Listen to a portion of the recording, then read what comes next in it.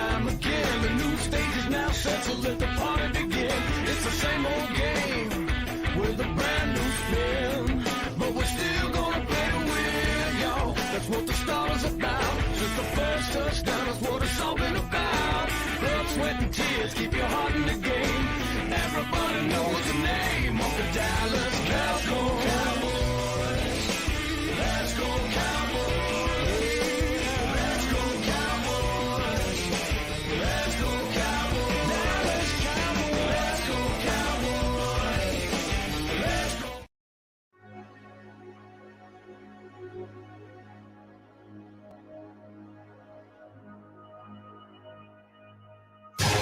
Hello, everybody, and welcome into the Teague's Take Dallas Cowboys pregame show alongside George. I am Tim Ham. George, good morning. How are you? Big game day.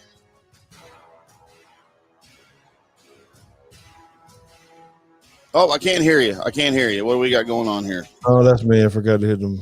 There you go. There he is. Forgot to hit Welcome them. to your show, George. Yes, I appreciate it, man. I was just getting ready to tell everybody how excited I was because I actually got up early this morning. I don't know, I'm itching about the show, but I'm also itching about the game.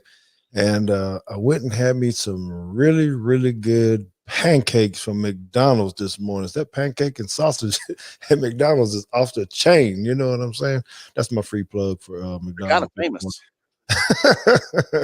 Yeah, they are. It's really good. And I'm hoping there's a whole lot of pancakes going on out there at the game today. On the side of the ball. Yeah, we got to get Zeke going, right? We got to get Zeke going. We'll be hitting on a lot of those things today. I'm sitting here. Thank you, David Rogers, for coming in. And yes, it will be hard rooting for the Eagles. It is almost impossible to do. Yeah, sure. But we'll definitely, we'll have to do what we can. Well, I don't know, Tim. I think we got to figure out some kind of term when you're not actually rooting for someone, but you're kind of. Well, we're not cheering for the Eagles to win. We're cheering for football team to lose. Okay. So I have a lot of practice with that because as an Aggie fan for years growing up, I always cheered against Texas University. So, regardless, I'm not an OU fan, but the Texas OU game or OU Texas game every year, I didn't cheer for OU to win. I cheered for Texas to lose. So it's the same thing in the NFC East, I feel like. We don't want the Eagles to win. We just want Washington to lose. So when you put it in that perspective, I think we're good. So do you think that the Redskins are going to be better off if they actually have Alex Smith playing today? Or should we be worried about that at all with, So Haskins? Alex Smith is by far their best chance to win the game. He's their best chance to win every week with their current quarterback roster. Even when Dwayne Haskins was still on the team, he's their best chance to win. And as far as I understand, he is starting tonight. He's still a little hobbled with that left leg injury. It's not the leg that he had surgically repaired, but he's got some stuff going on with the left leg. So I don't think he's 100%. I don't think he's been 100% since his return, but I don't think he's 100% of whatever he was before. But yeah, he's their best chance to win. The Eagles have struggled. They struggled against the Cowboys. Really was the first indication that we had of Jalen Hurts being human. And man, did the Cowboys defense make him look human with those turnovers, flushed him out of the pocket. He just, after those first two possessions that the Eagles scored touchdowns on, they couldn't do anything else the rest of the game. And credit to the Cowboys defense for containing Hurts. But it's going to be a good matchup. It's going to be in Philadelphia, so they've got the home turf. I don't know if they allow fans up there. I can't remember or how many, if so. But if you want to call it home field, it is what it is. But man, I'm not worried about that game at all. I don't see Washington holding up against the Eagles. I sure do hope you're right, man, because I'm more worried about not him, but I'm more worried about Gibson and McLaren, or however you say his name, the wide receiver out there, getting busy on them. But, it doesn't matter. Like you say, what we do, we got to handle what we got to do against these Giants here at noon today. We got to have a really good showing. Daniels is just I don't know if I'm worried about his legs today or not and his scrambling ability. I don't think they'll run him like that, but I think he does have the ability to extend some plays and get out, which we hadn't done very well with. That is a small concern of mine. I'm not necessarily as worried about their receiving core, even though they have some, I would say, some good receivers. They're definitely not the elite ones with Shepard and I'm drawing a blank on another guy's name. We're on the other side. Yeah. Leighton, Right. And it's just that I'm not even. I don't know, but my X factor is really what JG is going to do. Coach Garrett, and what he's going to try to pull up his sleeves. And one of the questions I want to have for our guests later on, and specifically for Clancy, when he comes on second half of the show at about 11:25ish or so, I want to ask him about, do NFL coaches actually have revenge games like we do as players? We try to show out against our own team and we get really hype and we get really energetic. And I just kind of wonder, what it's like as a coach in the NFL when you're switching teams and, regardless of how you left, if he's going to have some kind of extra motivation or get a clearance to run some kind of plays that he may not normally run. So that's going to be kind of interesting. Well, human is human. I didn't play or coach, but human is human. And if you're a player, you're a human being, and you're going to have a revenge factor built into you. Can't imagine it's any different with coaches. Jason Garrett's going to want a bit of revenge. The last time they played, and we'll get into this a little bit later, was week 5 when Dak went down and was lost for the season. Of course, Giants lost that game. But as far as revenge goes, it's got to be there. But yeah, it'll be an interesting take from his standpoint, as long as he's been coaching, as long as he's been around the league, both in college and the pros. You mentioned our guests. We're waiting right now for our Cowboys insider, Mike Fisher from 105.3 The Fan and CowboysSI.com to call in. Got a few questions for him about the game today. And then, of course, as you mentioned later in the show, Coach Clancy Pendergast, longtime defensive coordinator for college football in the NFL. He's been on the show before, and we'll pick his brain a little bit about maybe how this defense is going to hold up against the attack of the of the New York Giants. Get my games mixed up here. But George, who would have thought 5-6 weeks ago, when all of these teams were sunk, not that they're not now, but I don't think anybody expected 6 or 7 wins out of the division winner out of the NFC East. I know I didn't. We gave the Cowboys, I believe I had the graphic on your show probably 4 weeks ago. The Cowboys had a 3.5% chance of winning the division as they were in 4th place, according to the ESPN FPI index. And now here you are. Really, you've got 3 teams, every team in the division other than the Eagles. And I'm not mad saying that at all. The Eagles are out. As a matter of fact, let's take a look at that, because I've got something for us here. Here's your division standings right now. Of course, Washington leads. Cowboys are only in 2nd because Washington swept them this year. Giants still alive, a game back at 5-10, and the Eagles are out. But they can certainly play spoiler tonight, hosting Washington. So basically, the scenario is this, George. Whoever wins this game today between the Cowboys and the Giants, combined with a Washington loss, they win the division, and you're in the postseason. Cowboys win, Washington loses. Cowboys are in. Giants win, Washington loses. Giants are in. If Washington beats the Eagles, they're in. Doesn't matter what the Cowboys and Giants do.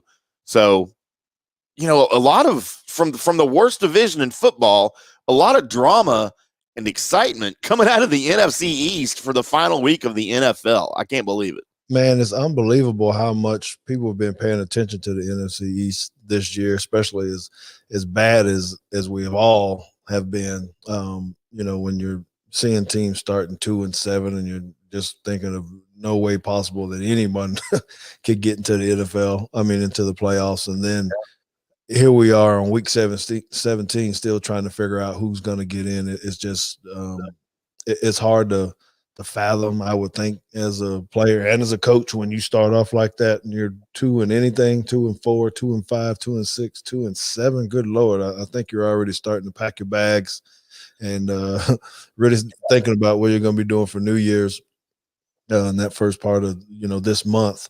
But still going into it, as you hear Zeke and other players saying, "Hey, man, we still got a chance." I think that's a good reminder of why you never quit, why you don't count yourself out. Right. I know there's always the topic when do you tank and all that kind of stuff. Well, this is one that's interesting because now you have different incentives, right? As players, I'm sure we're going to have to hit on some of that too, right? With Kellen Moore wanting to grab his cool $1 million. I mean, not Kellen Moore. Oh, let me stop you there. We got our special guest coming on here. All right. We like that. It's always great to hear from my Joining us on the phone now, Dallas Cowboys insider Mike Fisher from 105.3 The Fan and Cowboys SI. Mike, how are you this morning? Outstanding, man. Thank you. Thanks for joining us. We know you're busy this morning on game day. Just heard you're over there on the Fan doing your thing over there. So we appreciate you taking some time to pop on with us here. Expectations for today. Of course, the Cowboys are the hottest team of the three that can still win the division, coming off the 3-game win streak. Giants lost bad to the Ravens. Eagles lost bad to the Cowboys last week. Any expectations here as far as momentum? Well, it's too bad that the Eagles are deciding voluntarily to lay an egg. They are clearly planning on losing tonight to Washington. Given all the people that are healthy that they're saying, "Oh, I think it's broke," like Al Cervix in Caddyshack. George, that's before your time. You have no idea what I'm talking about. But. We love Caddyshack. I was a young kid. Yeah. I think it's broke. So the Eagles are pretending they're broke. But before Cowboys Nation gets too upset at them, the Cowboys did this to themselves. The Cowboys could have won one more game along the way, and they would have run away with the division. And had one of the games they won been against Washington, instead of getting curb stomped twice by Washington, they would have run away with this division last week. And so it's still on the Cowboys. This was an opportunity blown. We can debate whether or not the coaching staff should pay a price for that. We had Troy Aikman on this week on 105.3 The Fan, and he continues to be supportive not only of McCarthy and Nolan, but also just of the general idea, guys, that maybe every coach in the NFL deserves kind of a mulligan here, because this has been such an odd and unusual year. My argument to Troy was, yeah, but Washington didn't suffer as bad as you did. They beat you twice, and their coach has cancer. And so when we think about, boy, the Cowboys, like Jerry's position is, McCarthy's fine because he overcame so much. Jerry said that when he was 3-9. At 3-9, you haven't overcome anything. You've had 12 obstacles, and you've only overcome 3 of them out of the 12. Meanwhile, Washington has done a better job. Washington deserves to win the division, even though Dallas will win the game. You said something interesting about giving coaches the mulligans, and as I am a high school coach, and I'm still seeing coaches get fired even at the high school level after years after this year. Does the success of teams, the teams that are still winning 12 games, 11 games, what did they do different? Why are they so much better? I kind of take it from the other way, because I understand that this is a side of coaching or a side of your organization that has to be on point when you're dealing with adverse times like this. So does this make statements to us about how organizations are run as well, if you're able to overcome a pandemic like this and still be successful? Well, I certainly think there's value, George, in Jerry being a stay the course guy. That's these teams that change coaches every 2 years never get anywhere. So there is wisdom in trying to find your guy and stick with your guy. Let me say, in defense of high school coaches, I can call for the head of a head coach in the NFL who's getting paid $5 million a year and try to do something idiotic, or a defensive coordinator like install a complete new defensive scheme, game plan, and system over Zoom meetings, which is what Mike Nolan and Mike McCarthy tried to do. Never before attempted. It'll never be attempted again. It was arrogant and it was ignorant.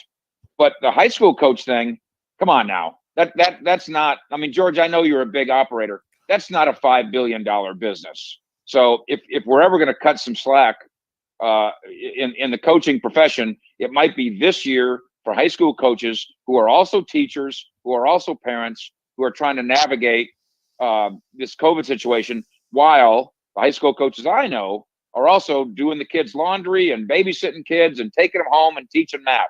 So let's cut some slack for that level.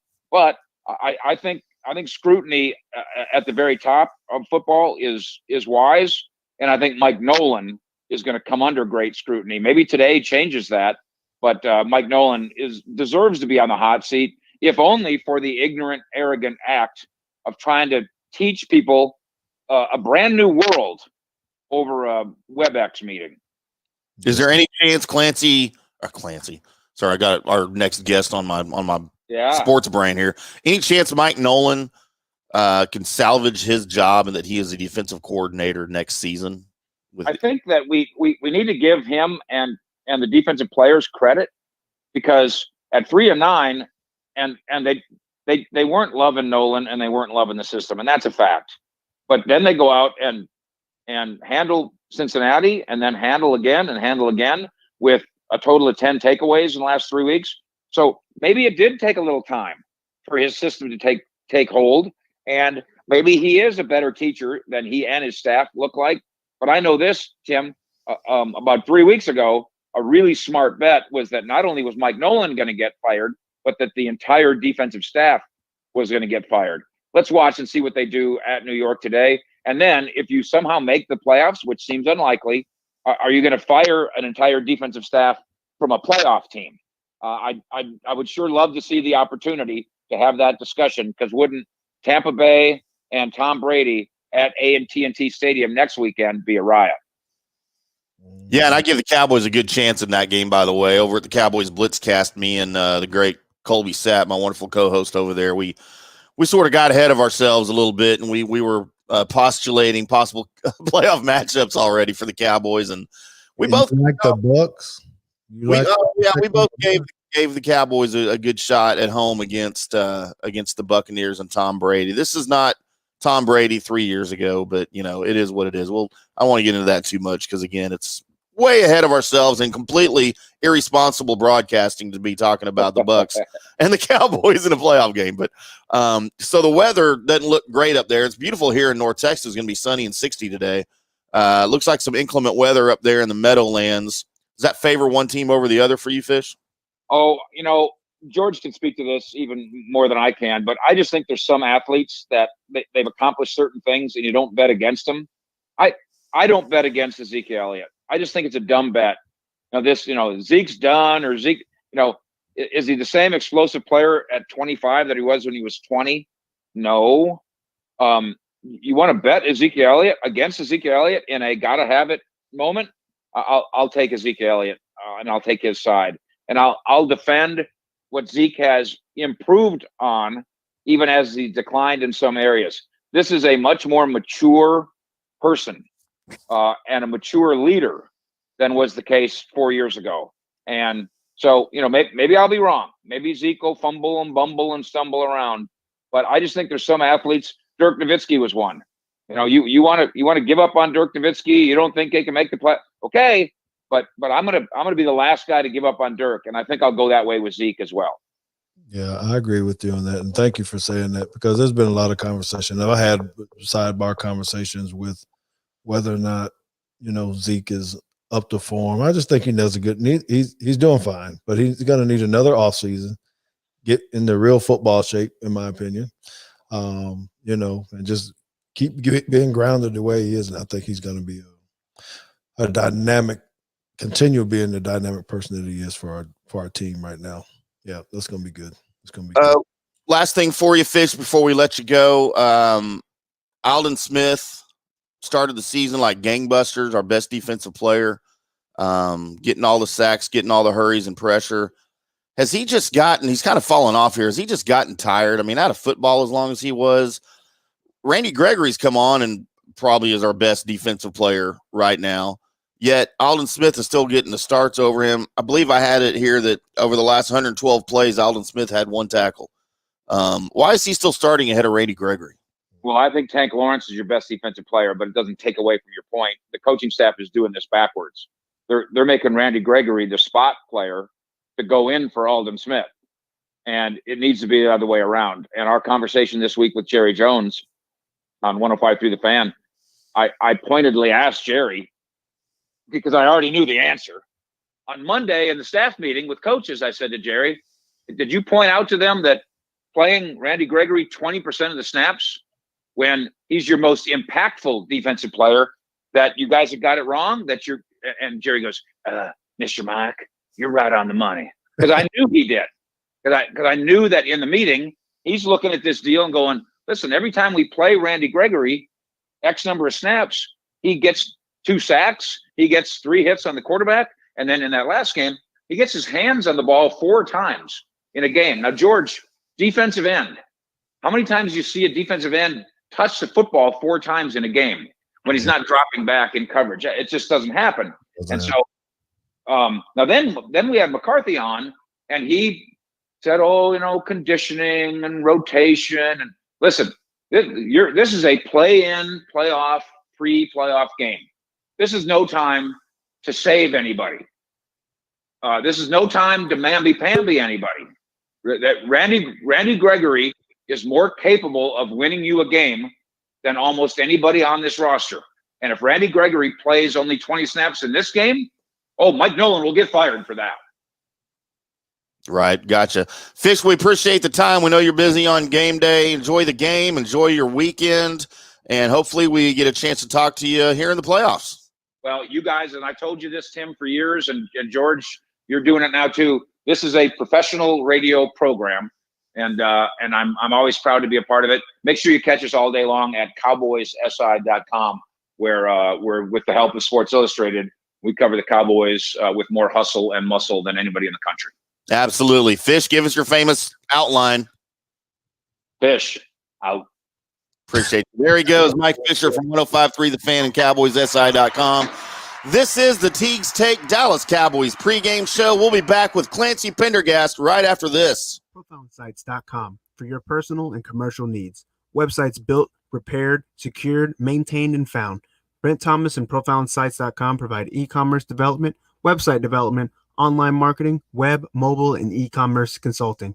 With over 10 years experience, Profound Sites is responsible for creating GeorgeTeague.com, where you can hear Teague's Take with George Teague every week. Brent Thomas and Profound Sites can take you through the entire pain-free process of building your new website.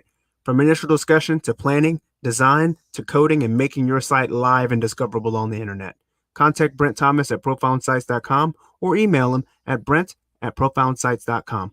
Hey, sports and sports memorabilia fans, this is IndyCar Tim. I want to talk to you about our new friend Chris Gordon over at the Cowboy House, cowboyhousesports.com on the web. Now, Chris is super passionate about all sports, and that's why the Cowboy House is so much more than just a Dallas Cowboys sports memorabilia store. He's got unique game-used memorabilia and rare, hard-to-find autographs for teams across the globe. Everything from the NFL, MLB, NHL, NBA, golf, UFC, soccer, Olympics, even from Hollywood and the political sector. And his store isn't just a fancy mall store. It's more of a man cave that he likes to share with his friends and customers. Come on into the store at 209 South Shady Shores Drive, Suite 200 in Lake Dallas, and you can walk on the Texas Stadium end zone turf. You can sit in a chair from Yankee Stadium or Texas Rangers Globe Life Park. Check out hundreds of autographed jerseys from hundreds of teams. Check out thousands of photos signed with certificates of authenticity. He's also got custom framing for all of your sports memorabilia items. Chris Gordon over at cowboyhousesports.com. 214-551-5978. Thank you, Cowboy House. Need a one-stop shop for Cowboys news happening over at the Star in Frisco? Click on over to cowboyssi.com,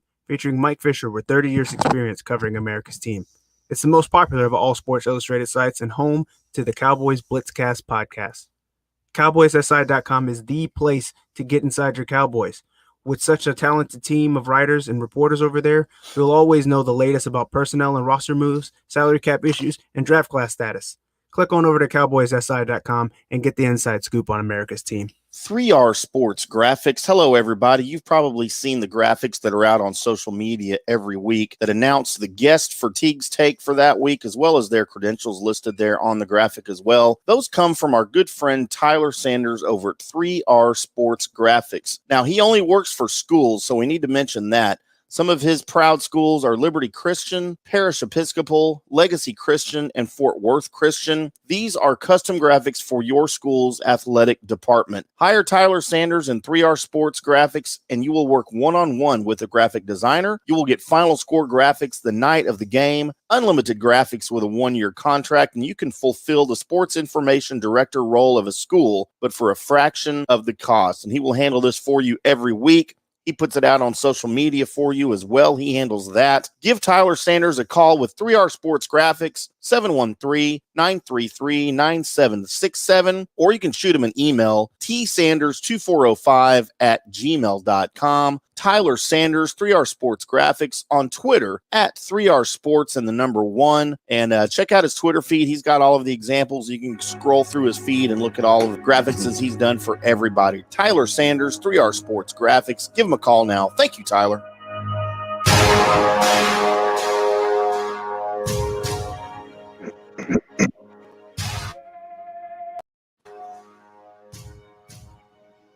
Welcome back, everybody, to the Teague's Take Dallas Cowboys pregame show.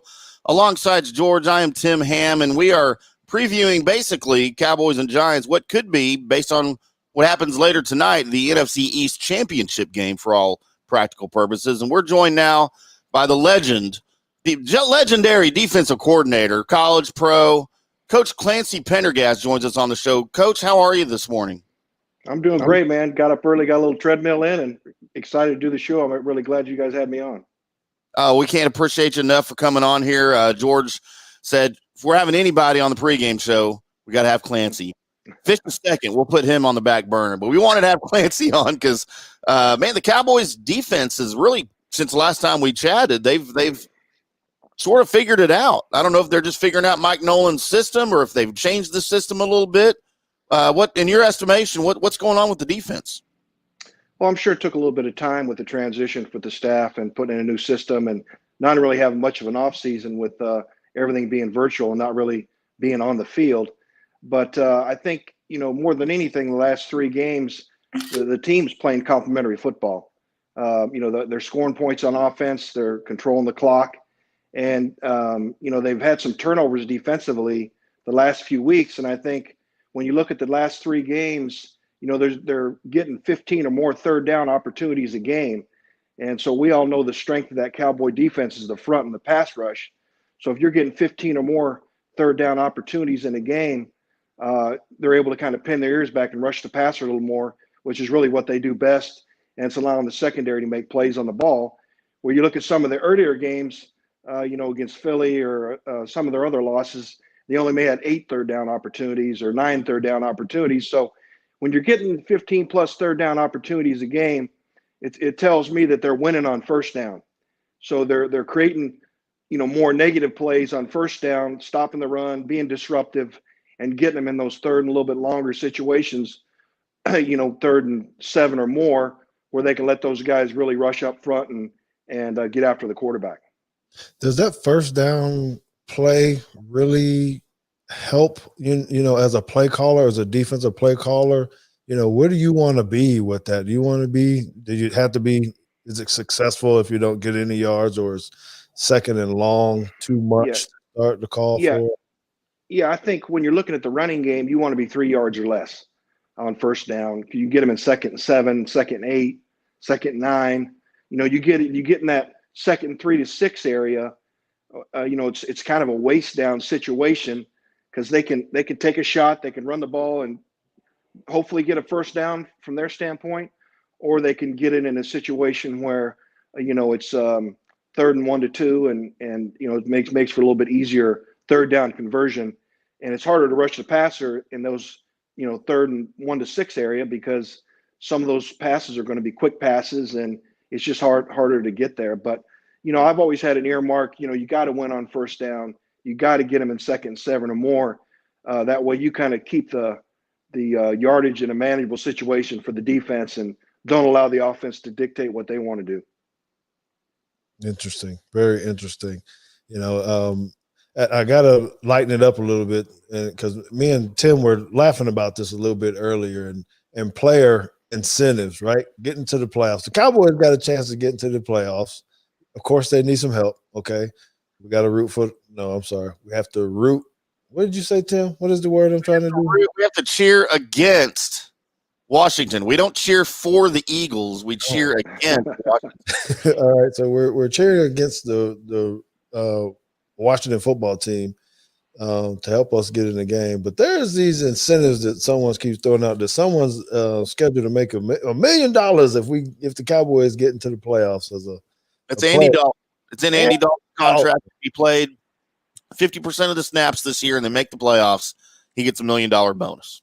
Now, you and I know that those playoff checks are pretty good, right? That's already kind of an incentive just to grab that extra check week to week. Yeah, they'll definitely pay some bills in the offseason. Yeah. So, but it kind of hit me a little bit, and I was like, do they actually give coaches, and you guys are contracts, not saying you specifically, but do you guys build those in? Do coordinators build in incentives for how long you play, or is it only on how well your defense performs or offense performs? Or let us know. No, my experience has been, you really just get the playoff per game check that the players would get if you make it, first round, second round, third round, and then all the way through the Super Bowl.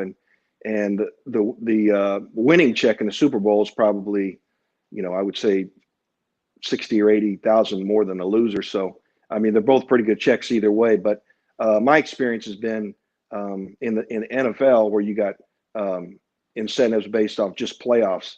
But in college football, I've had different incentives built in based on where your defense ranks, not only nationally, but within the conference. And then obviously if you go to a bowl game, you get a bonus that the whole staff gets.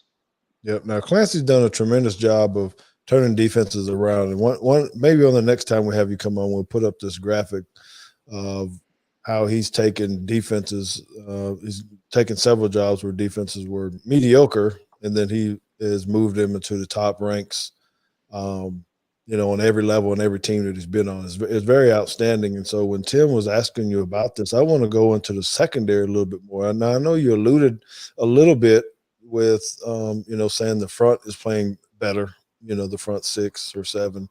But specifically with this secondary, with the Cowboys secondary, it seems like they've made drastic changes in their style of play well since we began. And what would you attribute that to? Do you think it's the guys? Do you think it's the coaching, just having more time? What do you think has really helped the secondary out? Well, I'm sure having more time and, the players continuing to hear the same voice is helping make them play a little bit better. But, the like I said earlier, the pass rush, being disruptive with the quarterback, getting him off his spot where he's got to make some errant throws. And they're playing with leads. I mean, they're scoring 30-plus points a game, and it's a little easier to call a game when you're up by 14 or 17 than when you're up by 2 or down by 2 or it's tied. So I think, it's making the offenses having to press a little bit more in the second half. And as you know, there's the last 4 or 5 games, there's added pressure because of, particularly in the division race, the Cowboys are right in the middle of it. Obviously, if they win today and Washington loses, then they're in the playoffs. So there's probably just a little bit more laser focus in terms of what they're doing, and certainly those guys creating some continuity in the back 7 is obviously helping. I mean, I'm a big proponent of always playing mostly the same guys, because offensively, I think you can run plays and you can throw a receiver in there and he can run a slant off the bench, or he can run a takeoff, or he can block the end man on the line of scrimmage in the run game. But as a secondary player, particularly on defense, you got to get a feel for how fast the receivers are. Is this guy as fast as he was on tape, or can I sit a little bit more on his routes because I feel comfortable with my coverage on him, and his stems and the things that I've studied as a player are coming to fruition, so I can maybe take some more chances to make plays on the ball. So it's kind of hard when you're maybe in and out of the game to get that feel defensively, because defense is based off of reaction, where offense is out there to make the defense react.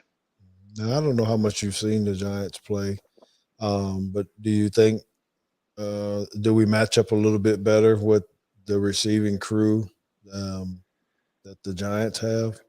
Yeah, I mean, based on what I've seen from their offense, I do think that is a good matchup. I think the defensive line, the interior of the Cowboys, is probably a notch above what the Giants' offensive line is. And I think the key component when you're playing the Giants is keeping the quarterback in the pocket.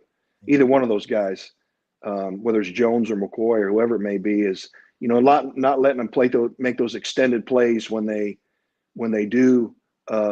things do break down and when they get outside the pocket. And the worst place to be as a pass rusher is behind the quarterback. So these guys that like to step up and scramble, I think it's going to be important for Dallas, particularly if they get a lead. And it looks like the weather's a little bit cold there today. I saw snow earlier on TV, but I think that'll be important to keep the quarterbacks in the pocket if Dallas does get a lead, early in the game and continue through into the second half.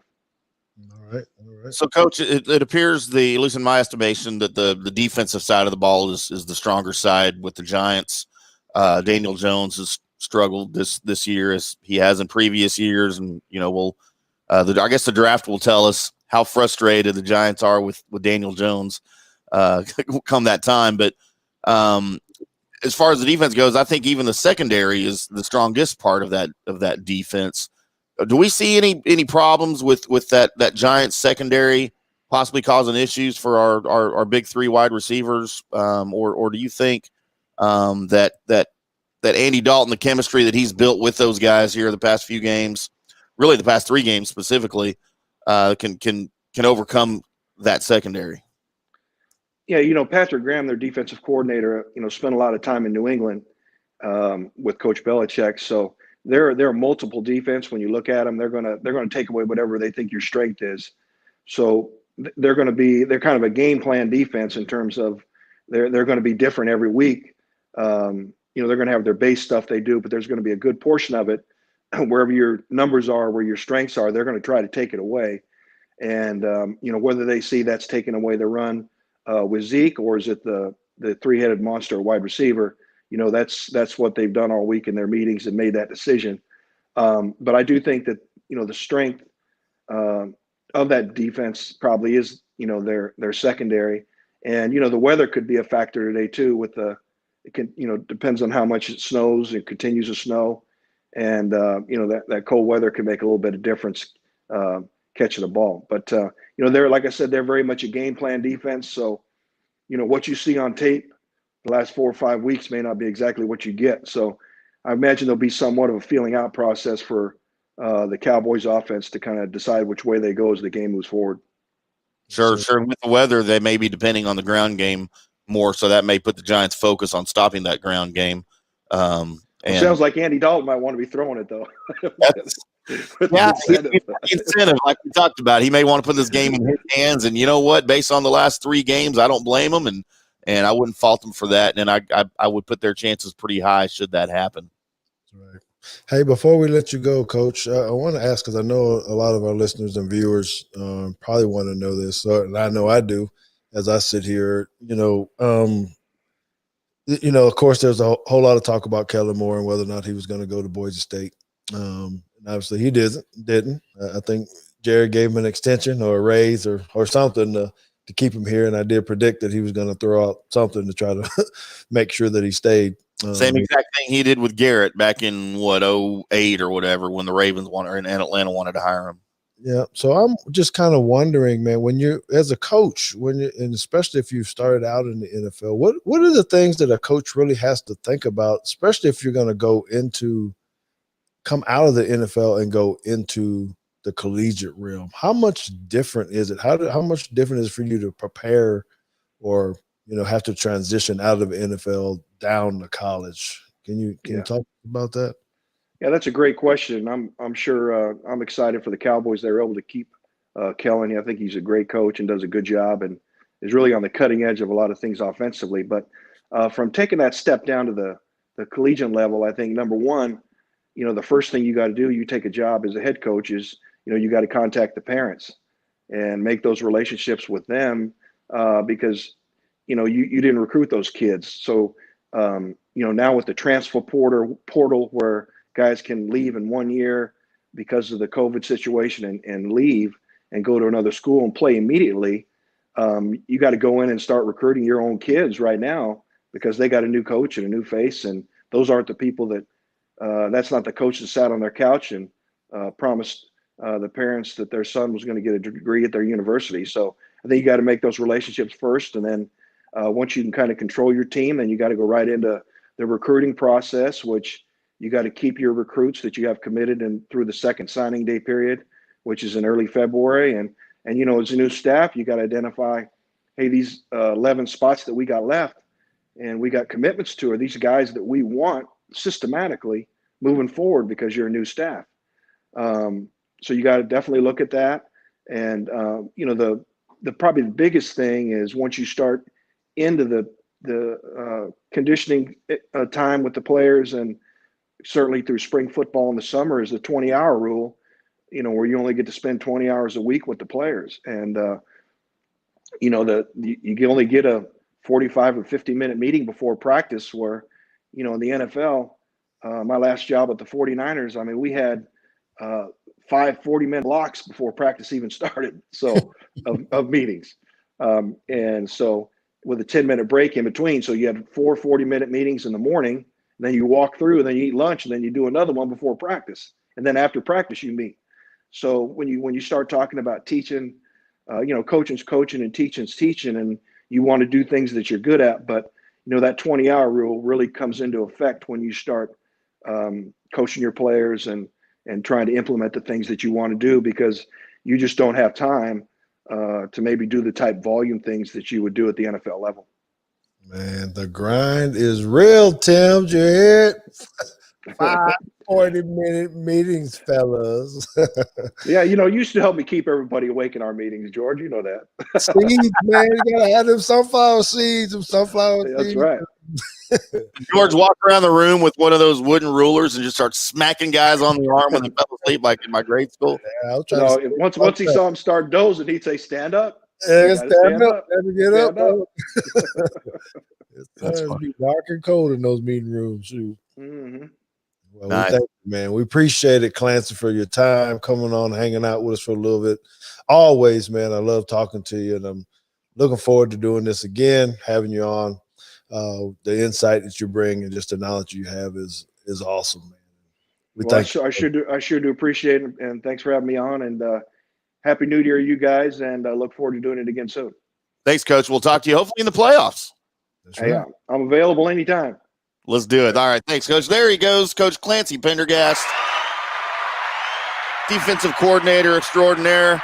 This is the Teague's Take, Dallas Cowboys pregame show. Cowboys Giants coming up here in about 17 minutes. We're going to take another quick break, and then we will be back right after this. Increase time inside your home, noticing all the little things needing attention? Let Repair Resource be your one trusted contractor to tackle all of your home repair needs. They do it all: electrical, plumbing, drywall, painting, and flooring of all types. They can even handle your exterior needs, like fencing, patio covers, concrete pads, and decking. No job too big or small. Repair Resource does it all. Call them at 972-415-1198 or visit them online at www.repair-resource.com. Hey, this is IndyCar Tim. I want to talk to you about the Maverick Bar and Grill in Carrollton, Texas. It's North Dallas's premier sports bar and grill located at 1616 West Hebron Parkway. It's 16 minutes from just about anywhere in the DFW Metroplex. With all of the live action on dozens of TVs and the big screen, it's the place to hang out and watch the return of sports with all your friends. Friday and Saturday nights, you'll find the best live music in DFW right there at the Maverick Bar. And of course, on Thursday nights at 6 p.m., you'll find Teague's Take broadcasting live with Alabama Alabama, and Cowboys legend George Teague. Come hang out and be part of the show. Check out the Maverick Bar and Grill in Carrollton, 972-492-7500, or on the web at themaverickbar.com. Meat Church. Do you need to take your barbecue and grilling game to the next level? Check out the great line of products from Meat Church Barbecue. From seasoning and rubs to full-blown recipes like pork belly burnt ends, smoked queso,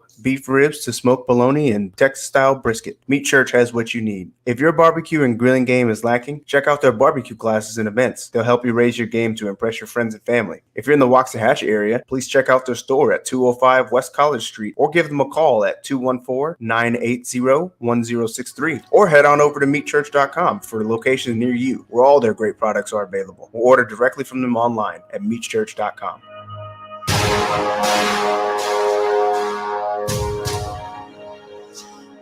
Welcome back, everybody, to the Teague's Take Dallas Cowboys pregame show. Cowboys Giants coming up here in about 15 minutes. What is really essentially the NFC East championship game, if all goes well, on Sunday Night Football tonight, George, as you have the Eagles hosting Washington football team, and we need an Eagles win, as much as that pains me to say at any point of the season, for the winner of the Cowboys and Giants to win the NFC East, make the playoffs, and presumably host a playoff game against Tom Brady and the Tampa Bay Buccaneers. But we don't want to get ahead of ourselves because we still got football to play. And from what Mike Fisher said a little bit earlier in the show, it sounds like the Eagles are getting ready to tank because they don't want to play anybody. I had not seen that, and I haven't seen any reports of who's out. If Jalen Hurts is still, unless they're starting Carson Wentz at quarterback, I don't really see how they're going to tank. You muted yourself again. Dang it. I'm sorry. Yeah. It was disappointing when he said that because I don't know that. I mean, they still have some talent that I think could give the Washington football team some fits. If Jalen's playing, if Miles Sanders is playing. Deshaun Jackson was back. I don't think he got hurt again last week. They have some explosive guys. Their defense is okay, so I'm hoping that they come in with the spoiler mentality that, hey, we're going to go in and try to mess up these guys deal. They have some hatred for the football team as well. Right. So I'm hoping they come out, do what they're supposed to do on national television.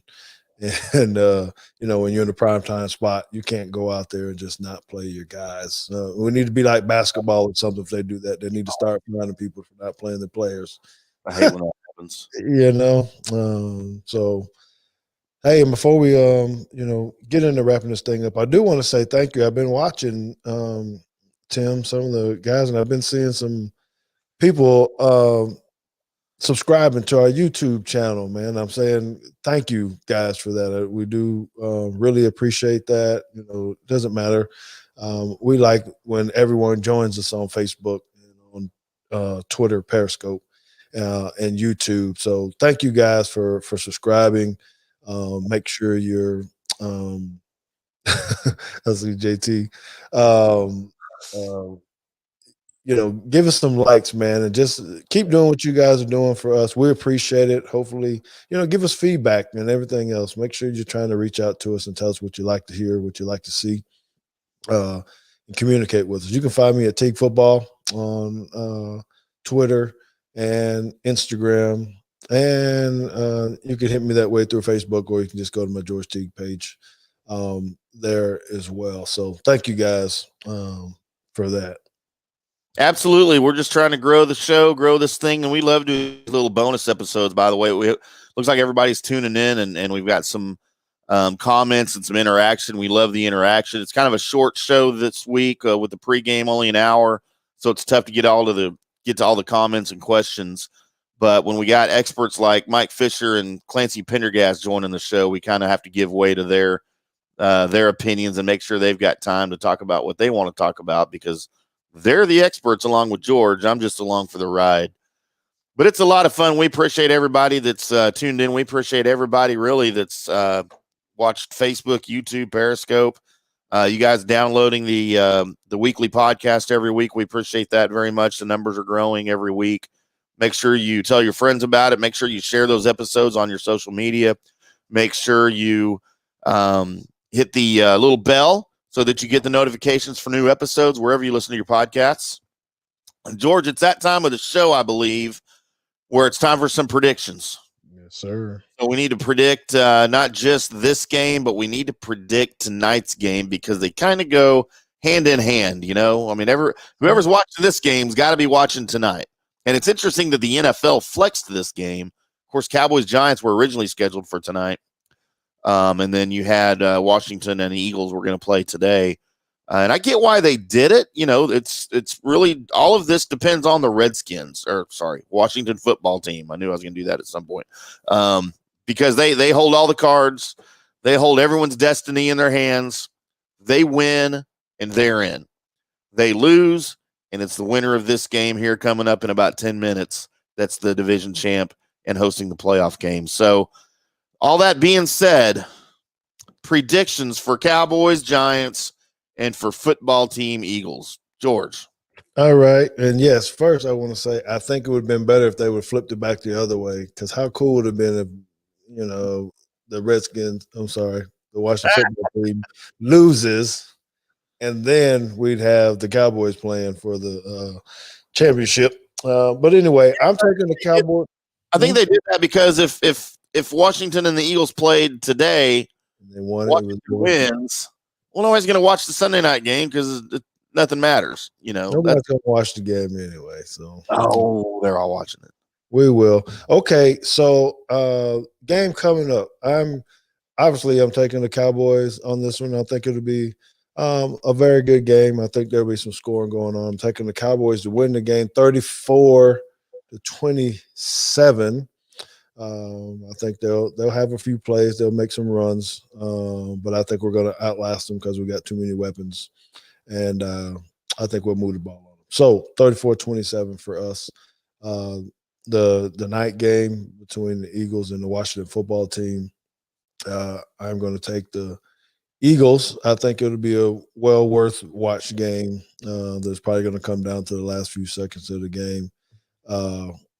That cold weather, that nasty weather, I think the Eagles are going to win it by a field goal. By a field goal late in the game. So much drama. Yes, I'm thinking. You can be anxious already. They take it 24-21. Wow. All right. So, George, you have Dallas winning and the Eagles winning. So, therefore, you are predicting Dallas to win the NFC East.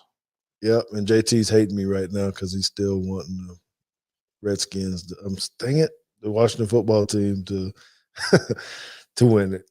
Why? Why does he want that? No, because that's what he picked. He got to be right on it. He said he only got one more thing to be right on his predictions from a few weeks ago. So, Lord, I have Dallas going away today. The game coming up here in about 7 minutes. As I've got a score, I don't think the Giants are going to be able to hang with the Cowboys. I don't think in the weather the defense is going to be able to stop the offense. I've got like 31-13, Dallas over the Giants. Okay. And tonight, like you, I kind of feel like it's going to be close, especially if Philadelphia's resting some guys. Daniel Jones barely plays well in good weather, with terrible weather. Especially if there's snow and a slick field. I don't see him having a good game. They don't have Saquon Barkley. You know, they don't have much of a running game. Whether the Eagles are playing guys or not, they're a better team right now, especially with Jalen Hurts. He's still going to be playing for his job. It's their last game of the season, but he's going to want to put on a good performance for the club to make his case to be the starter next season. And maybe make the Eagles think about something in the offseason in the form of trading Carson Wentz. So he's going to be out there leaving it all on the field. I've got the Eagles coming ahead or going ahead and staying on top, probably, 24-17, 24-20, something like that. Like you said, close game late, and I'm having all the anxiousness right now, anxiety, and just thinking about watching that game tonight and knowing the Cowboys' fate is in the hands, again, assuming they win today, in the hands of the Eagles. Good Lord. But it is what it is. We want to appreciate and say thank you to everybody that's watched the pregame show. Please leave comments on whatever you're watching the video stream on, whether it's Periscope, Twitter, or if it's YouTube, or if it's Facebook. We'd love to hear what you think about these things. These are kind of new to us, just the second one that we've done, but we have a lot of fun doing them. We have a lot of fun prepping for them and talking about them. This is George's baby. I'm doing my best to handle it well and to take care of it, and I can only do it with him. So it's so much fun, and we appreciate everybody that's tuned in. George, are we going to post this as a podcast episode too for people to listen to? Let's post it, man. Let's do it. Right. And, you're doing a great job too. I appreciate you, brother. Thank you very much. I appreciate it. There's a lot, like I said, it's a lot of fun. We want to say thank you to Mike Fisher for popping on with us. It's a busy day for him as the Cowboys insider over at Cowboys SI and on 105.3 The Fan. We want to say thank you again to Coach Clancy Pendergast for making time to pop on with us and discussing the defense and throwing out all of his knowledge bombs. Two great guests, and they're always willing to come on. Just great guys. You guys go check them out. Follow Fish at Fish Sports and check out at Cowboys SI on Twitter. And then, of course, CowboysSI.com for all the latest Cowboys news and information for injuries, game day stuff, stories, player bios, all that good stuff. Just check it multiple times per day. Lots of stuff. And, of course, make sure you tune in to Teague's Take every Tuesday at 8 p.m., Facebook, YouTube, Twitter, or the recorded podcast on whatever you listen to your podcasts on. And again, please like the show, share the show, subscribe, hit that bell so you get new episode notifications. We have a lot of fun with that. Tuesday coming up. George, who do we have on the show here in a couple days? Man, it's going to be a good one. All you people that really like high school, and college football, we're going to be having a lot of talk about the college recruiting process. So we got Mike Roach, who will be on. He is a writer for for Texas, for University of Texas, and he covers all of the recruits that Texas is recruiting, right? That's awesome. And we're also going to have Tom Lemming on. He's a national scout, has been in business for 40-something years, writes for CBS, does a lot of things. He was actually just in town covering the top guys in the DFW. So we're going to spend some time. Report. Over on CBS Sports. You got it. So we're looking forward to that on Tuesday night. Make sure y'all tune in 8 p.m. Central Time. Very good. Once again, we want to thank everybody for being a part of this one, everybody that's made this one possible. George, thank you so much for having me as part of this. Again, Coach Pendergast, Mike Fisher, thank you so much. Thanks to everybody that's watched. JT, we will talk to you Tuesday. Everybody else, have fun. Have a great weekend. Enjoy the game, and we'll see you Tuesday.